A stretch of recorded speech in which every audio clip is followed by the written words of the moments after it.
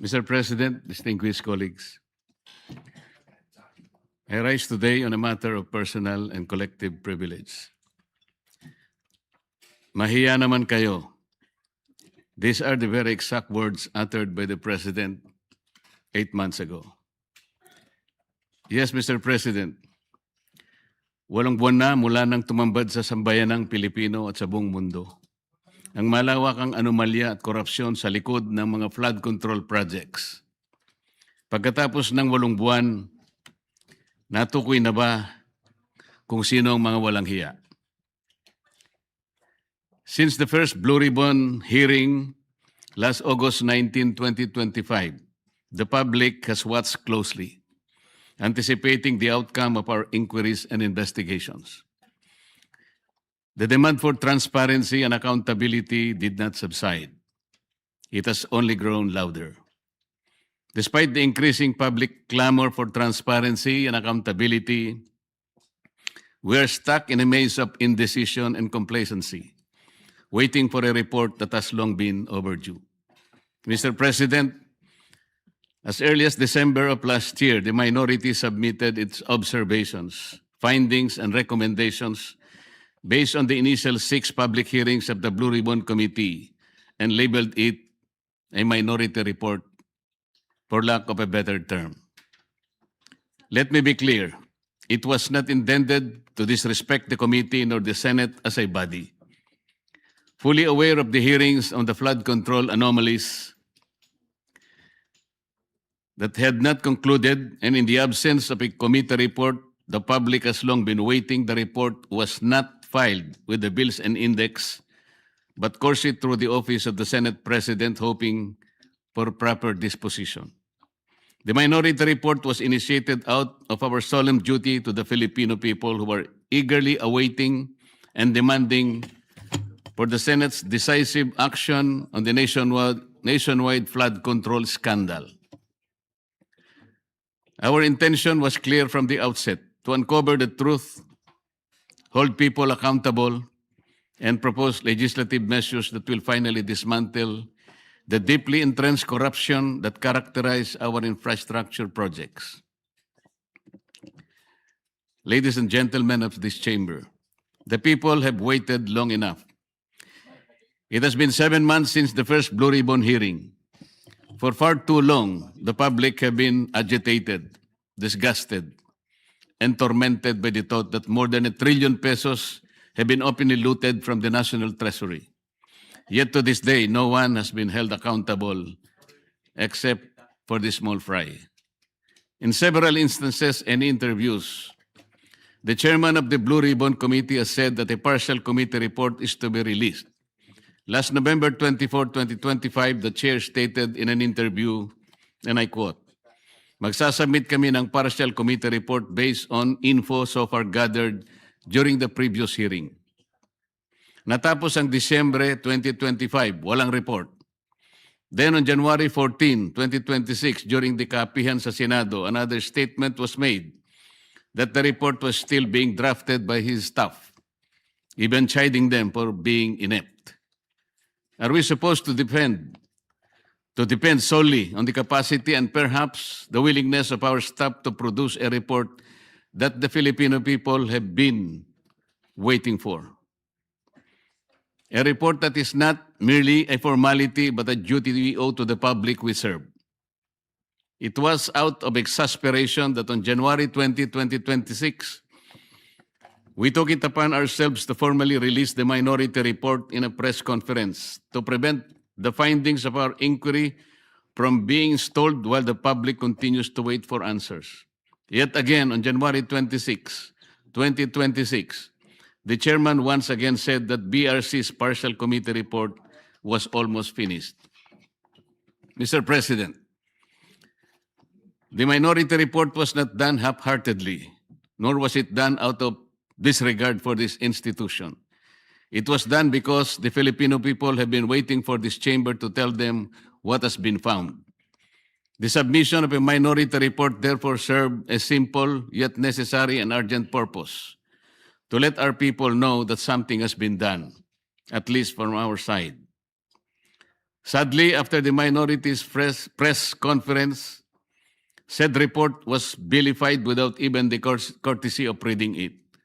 The BRC chairman was even blunt when he said that the place for the minority report is the trash bin.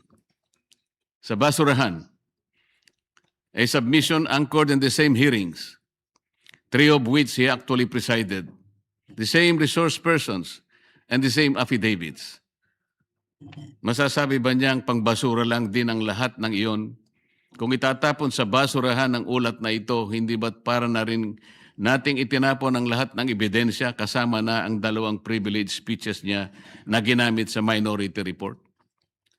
With due respect, the Senate was never meant to be a place where inconvenient findings are thrown into the trash bin just because they challenge the preferred narrative. The minority report exposes how ghost and defective blood control projects stem from systemic corruption embedded in the country's infrastructure planning, budgeting, and implementation processes. It unraveled a corrupt monitoring and quality control system that gave way to a normalized system of kickbacks, rigged bidding, and budget insertions involving lawmakers, DPWH officials, and favored contractors, even as it recommended comprehensive reforms through proposed measures to address the issues across all stages of project implementation.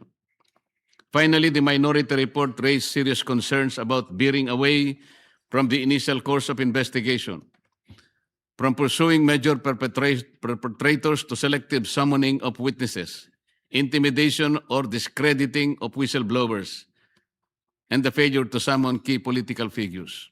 This shift will undermine public trust and weaken the truth-seeking function of the Blue Ribbon Committee. As we have witnessed, after the testimony of ex-Marine Sergeant Orly Gutesa, there has been a month-long halt in the investigation, giving the persons mentioned by him, John Paul Estrada and Mark Tiksay, to flee the country to parts unknown. The resignation of BRC chairman that followed already changed the narrative. Gutesa, the only witness who connected the money trail from Saldico to Martin Romualdez, was painted to have faked his notarized sworn statement. Siya pa ang tinakot kasuhan ng falsification of public documents at perjury. To rectify this, Mr. President, I just filed a disbarment complaint against Attorney Espera and administrative complaint against Executive Judge Season of Manila RTC.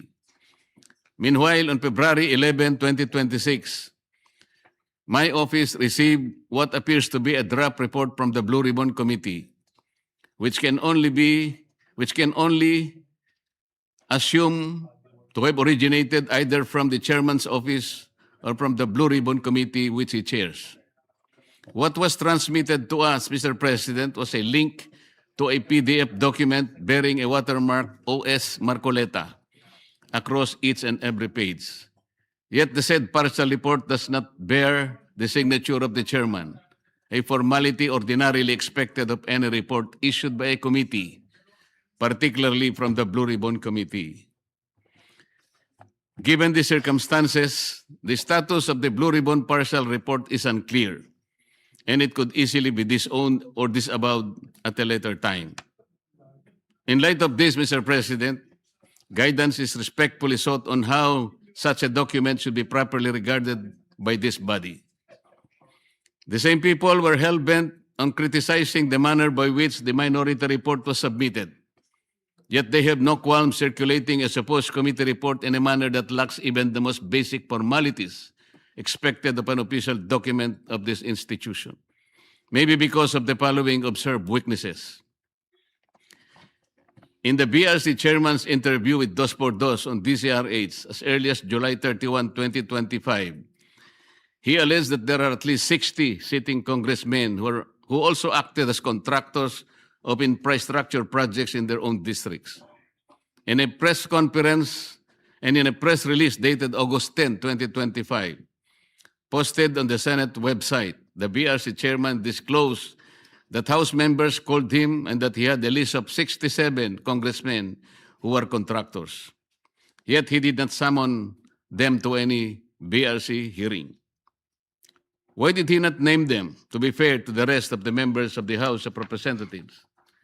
In the sworn statement of the Diskaya, 17 congressmen were also mentioned. Why were not they asked to appear before the committee? On the other hand, the statements of former Yusek Bernardo and his cohorts Alcantara and Hernandez, who named certain senators upon the intercession of the Department of Justice, were readily heralded as gospel truth. The chairman of the BRC has also named at least 11 contractors in his first and second privilege speeches, whom he crucified to be involved in the flood control mess. Bakit hindi na sila ipinatawag? Bakit iilan lang mula sa 11 kontratistang kanyang tinukoy ang aktual na humarap sa pagdinig? Bakit namimili? Ano ang ibig sabihin nito? Remarkably, on November 14, 2025, the BRC chairman invited former Speaker Martin Romualdez to testify in its 7th hearing. He did not appear. Then on January 22, 2026, as quoted by various media outlets, the chairman said that former Speaker Martin will be invited again. If he wants to attend, he is welcome, but he cannot be forced to come due to interparliamentary courtesy. This doctrine can be challenged in the light of Section 27, Article 2 of the 1987 Constitution, which reads, "The state will maintain honesty and integrity in the public service and take positive and effective measures against graft and corruption."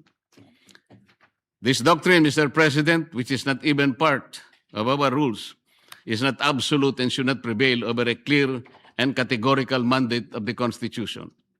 The members of Congress have no immunity from investigation, subpoena, or public scrutiny. If anything, those who occupy the highest offices in the government must be the first to answer, not the last to be asked.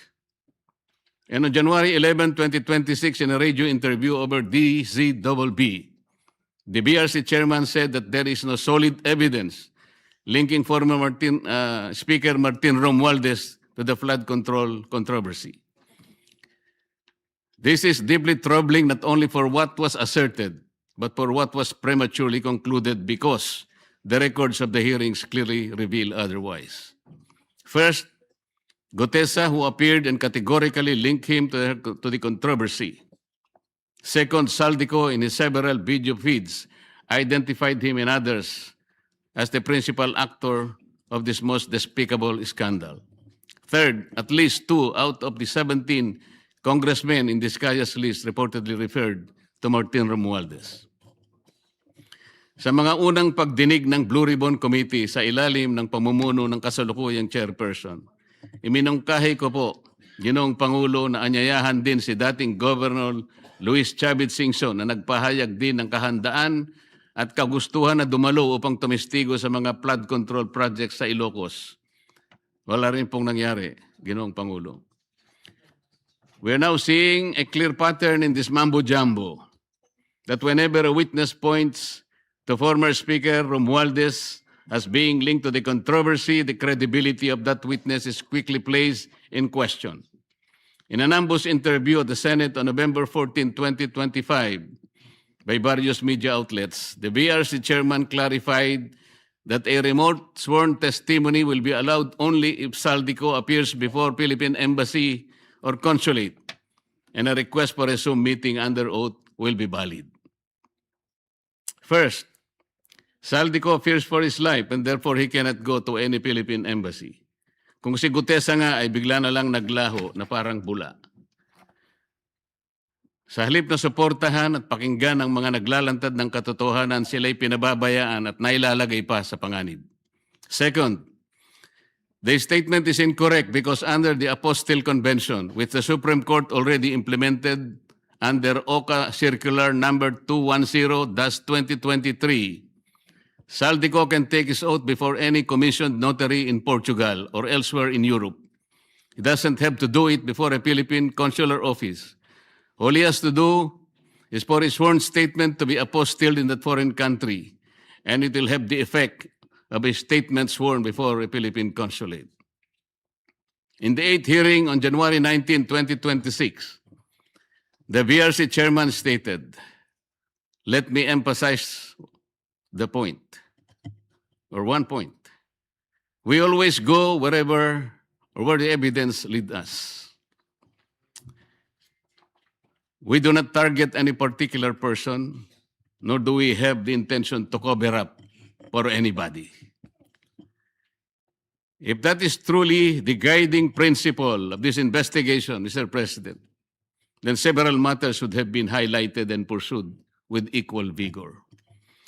For instance, on November 18, 2025, he made a revelation during the plenary debates of the 2026 budget on general principles in the presence of DBCC officials. Sinabi niya na base sa usapan nila ni Yusek Bernardo, meron siyang may mga taong nagne-name drop sa Pangulo, tulad ni na Yusek Adrian Bersamin at Yusek Traigib Olaybar, na nagutos kay Saldico na ipasok sa BICAM yung insertions ng 100 billion. Panoorin po natin ang video, Mr. President.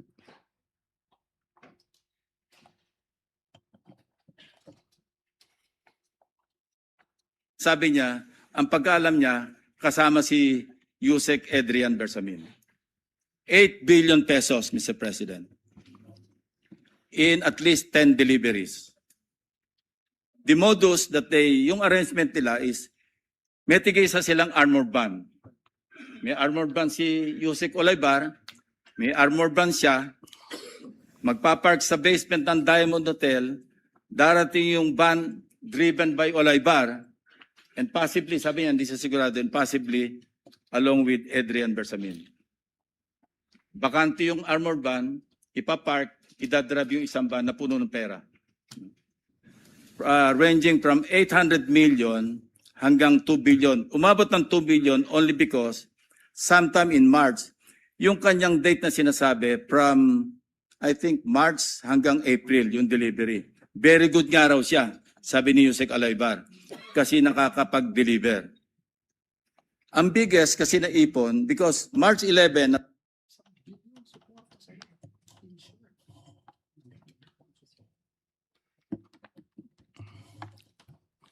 ngunit kailanman ay hindi po naimbitahan si Yusek Adrian Bersamin upang harapin at linawin ang akusasyong ito na mismong chairman pa ang nagsiwalat sa plenaryo.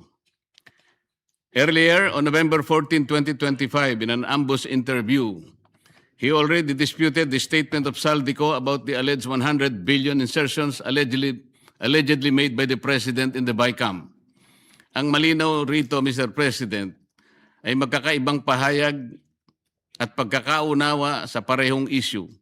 Isang senyalis ng kontradiksyon na posibleng pagmamanipula na dapat sana'y malinaw at tapat sa publiko. This becomes particularly concerning in light of the second supplemental affidavit of former DPWH Undersecretary Roberto Bernardo dated November 10, 2025, where he disclosed that he handled 5 billion worth of projects for former DPWH Secretary Manuel Bunoan each year from 2023, 24 to 25, with kickbacks of 15% therefrom. From this kickback, 75% will be shared by Bunoan and Cabral. The 25% goes to Bernardo. Pinayagan din ng chairman ng BRC ang pakikialam ng DOJ sa mga pagdinig, lalo na sa pagpili ng mga gagawing testigo sa ilalim ng Witness Protection Program. Ito ay sa pamamagitan ng sapilitang pagre-require ng restitution na hindi naman hinihingi ng batas. Hindi rin po binigyan ng pansin ang mga naging kaganapan sa number 30 Tamarin Street, South Forbes, na binigyang diin ni Saldico sa isa sa marami niyang video revelations. Sinabi ni Saldico na nag-deliver siya ng 1 billion sa lugar na yon, 200 million noong December 2, 2025 at 800 million noong December 5, 2025. Ayon po kay Saldico, ang paghahatid ng 200 million ay ginamitan ng isang Grandia Elite. Yun namang 800 million ay ginamitan ng dalawang Grandia Elite. Ang mga ito ay tinanggap di umano ni Yusek Jojo Cadiz sakay ng kanyang Toyota Fortuner kasama ang kanyang driver. Ang mga perang ito ay inihatid daw sa bahay ng Pangulo sa Naray Street gamit ang mga nabanggit na mga sasakyan. Ang dami pong dapat inimbitahan upang linawin at maimbestigahan ang bagay na ito. Sa Yusek Jojo Cadiz at ang kanyang driver, ang mga opisyalis ng korporasyon na may-ari raw ng bahay, si Nelson Go na dami raw ni Martin Romualdez sa nasabing korporasyon, ang security agency na bantay sa nasabing lugar upang makuha ang logbook ng pagpasok at paglabas ng mga sasakyan noong December 2 at December 5, 2025, o kaya ang CCTV footages para makilalang ganap ang mga sasakyan at drivers na may dala ng mga sasakyan at sa pagitan ng alas 9 hanggang alas 10 ng umaga. Sa halip, ang tinawag po ay dalawang babae na nagtakip pa ng mukha at hindi nagbigay ng sworn statement sa mga miyembro ng BRC. At nung tanungin ko sila, napansin naman po ninyo, Ginoong Pangulo, ang chairman pa ang sumasagot. Given the seriousness of these allegations, one cannot help but ask, why has Yusek Cadiz not yet been invited to testify before the BRC? The public deserves answers, but some key witnesses remain uninvited. In the same second supplemental affidavit of Bernardo, he further alleged that at least 5 cabinet secretaries and several undersecretaries had allocables recorded in what has come to be known as the Cabral files. On December 27, 2025, in a radio interview over DWIC, the BRC chairman echoed Bernardo's statement. At least 5 cabinet secretaries and some undersecretaries had allocables amounting to billions in the controversial 2025 budget. But the only names revealed were former DPWH Secretary Manuel Bonoan and former Executive Secretary Lucas Bersamin. Who are these other unnamed secretaries? And were they the same secretaries referred to by Bernardo in his second supplemental affidavit? We may never know because they were never invited in any of the proceedings, despite the chairman's apparent knowledge of who they were. So one cannot help but wonder if the chairman himself knew about their identities and their involvement in this whole mess. Why were they not summoned in the succeeding Senate investigations? Why were certain individuals being shielded from scrutiny? Is there someone up there who would have been implicated or whose name would have been inevitably exposed had they been made to appear before the Senate? Mr. President, the matter does not end here. On February 24, 2026, a press conference was held in which one Attorney Levy Baligod presented a joint affidavit from 18 former members of the Philippine Marine Corps, a former enlisted personnel of the Philippine Army, and a reservist of the Philippine Army. The affidavit alleges that they were involved in the delivery of maletas filled with cash to various recipients, purportedly under the orders of Saldico. Sila po ay nagpahayag ng kanilang mga nalalaman tungkol dito sa malupit na pandarambong sa Kaban ng Bayan. Nabanggit nilang muli ang 30 Tamarin Street sa South Forbes Park, gayon din ang 14 at 41 Nara Street. Nabanggit din ang opisina ni Saldico sa House of Representatives at bahay daw sa Aguado sa harap ng Malacanang. Kinumpirma rin nila na totoo ang mga inihayag ni Orly Gutesa sa nakalipas na pagdinig ng komite. Bukod pa rito, isa sa mga nagsalitang ex-Marines ay tumestigong isinama siya ni Saldico nang magatid daw ng 5 malalaking maleta sa bahay ng Pangulo sa Ilocos Norte. Ayon sa kanyang pahayag, si Congressman Sandro Marcos pa umano ang tumanggap ng pera at ilang oras lamang ang lumipas ay dumating rin daw ang Pangulo at ang unang ginang. Pero ano po ang ginawa ng chairman ng BRC? Sa halip na iharap sa taong bayan at diretsahang tanungin sa kanilang mga pahayag, kahagad na pinag-alinlanganan ang kanilang kredibilidad. Bago pa man masuri ang kanilang salaysay sa harap ng Senado, tila nabuo na ang isang konklusyon sa mismong chairman na dapat sana ay siyang magsiyasat nito. Ipinagkibit-balikat na lamang ang kanilang mga salaysay nang hindi man lang binigyan ng oportunidad na sumagot sa mga konklusyon at teorya. Kung ang kanilang mga pahayag ay hindi kapani-paniwala, lalong nararapat na sila'y paharapin sa isang formal at pagdinig upang doon mismo masubok ang kanilang inihayag. Ang chairman po ba ng BRC ang dapat magpasya kung sino ang dapat ipatawag sa pagdinig kung 20 ang bilang ng miyembro ng Blue Ribbon Committee? Nakonsulta po bang isa-isa ang mga miyembro ng BRC? Kinausap po ba, halimbawa, si Senador Bam, si Senador Kiko, si Senadora Risa, Senador Gatchalian? Nagkaroon po ba ng caucus? Nagkaroon po ba ng hearing man lang? Para pagpasyan po ang napakalaking bagay nito, Mr. President. Mr. President, sila ay matapang na nagsalita at handang tumestigo ayon sa kanilang nakita. Saksi sila sa kung saan at kanino dinala ang limpak-limpak na perang nakapaloob sa mga maleta, mga kahon at iba pang mga sisidlan na kanilang ginamit. Ano bang patunay pa ang dapat nilang ilabas para lamang sila ay inyong umpisahang pakinggan? O baka gusto nilang ang maleta pa ang magsalita? Hindi raw kapani-paniwala. Sila nga ang inutusang magdala ng pera, Ginoong Pangulo. Kaya ang tanong, ano bang kinakatakutan ng chairman? Ano na po ba ang nangyari sa pagsunod sa ebidensya? O piling ebidensya lamang ba ang susuriin at ipipikit na lamang ang mata sa iba? Ngayon sa Romans 1:18, nahayag mula sa langit ang puot ng Diyos laban sa lahat ng kalapastanganan at kasamaan ng mga taong dahil sa kanilang kasamaan ay hinahadlangan ng katotohanan. Hanggang kailan po itong tahasang pagharang sa katotohanan, Ginoong Pangulo?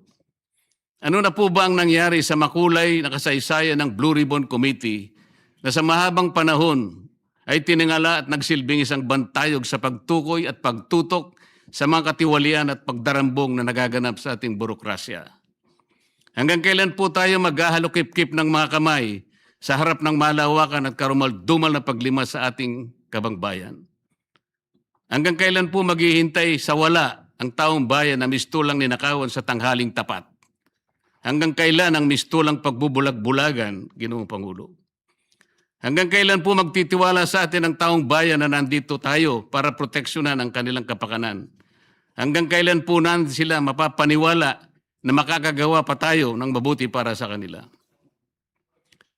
Hanggang kailan po kaya ang pagmamaang-maangan, Ginoong Pangulo?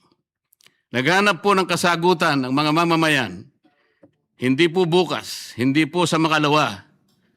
Ngayon na po, Ginoong Pangulo.